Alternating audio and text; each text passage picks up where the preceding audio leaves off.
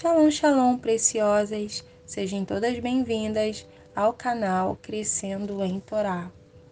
Bem, as minhas palavras deverão ser poucas nessa noite, porém eu não poderia deixar de gerar algum conteúdo falando sobre a importância do dia que nós estamos. No pôr do sol de hoje, nós entramos em Tisha B'Av, dia 9 do 5º mês, dia 9 de Av, Dia Nacional do Luto. É um dos dias mais importantes dentro do nosso calendário, apesar de ser um dos dias mais negativos, pois essa data nos recorda a destruição dos 2 templos sagrados.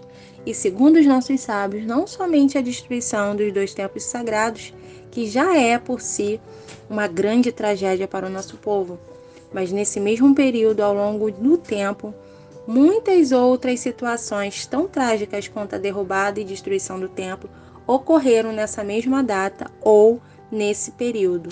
A Guemará nos diz que o templo foi destruído por 3 atos muito graves: a idolatria, o assassinato e o adultério.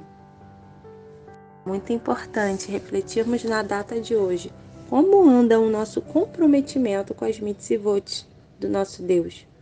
Ao olhar para a nossa história, para a história do nosso povo, observamos que todas as vezes que o nosso povo se encontrou em um cenário de destruição, foi porque desobedeceu às mitzvot do nosso Deus.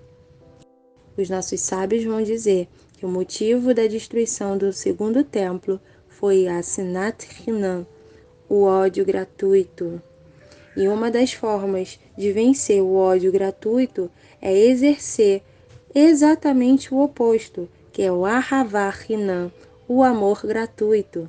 Isso nos lembra muito das palavras de Rav Shaul Hachalia, o apóstolo Paulo, que diz: não se deixe vencer pelo mal, mas vença o mal praticando o bem.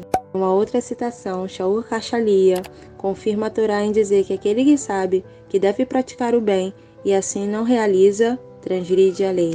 Então a data de hoje não é apenas um dever nosso recordar as tragédias que o nosso povo viveu, mas também refletir as tragédias que podemos evitar ao olhar para a Torá com kavaná, com boa intenção, com desejo de obedecer e agradar o nosso Deus. A tradição do nosso povo nos ensina que há méritos para aqueles que buscam obedecer a Torá por temor, mas há méritos maiores para aqueles que buscam obedecer a Torá por amor. Que nesse jejum seja retificadas nossas faltas para com o nosso próximo e para com o Eterno. Que o Eterno nos ajude a conquistarmos uma elevação espiritual e cada dia mais aplicarmos no nosso coração a obediência de suas mitzvot. É tradição do nosso povo sentar-se no chão, ler o livro de Lamentações.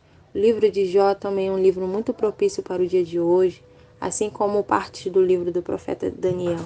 Mas principalmente entender que precisamos consertar. O que nós precisamos consertar nessa data, retificar nessa data? E dentre tantas coisas relacionadas à data de hoje, o profeta Zacarias nos deixa uma palavra de esperança. Lá no capítulo 8, no versículo 19, está escrito da seguinte forma: assim diz o Senhor dos Exércitos, o jejum do 4º mês, bem como o jejum do 5º, o do 7º e o do 10º mês se tornarão para a casa de Judá em regozijo, alegria e festas alegres.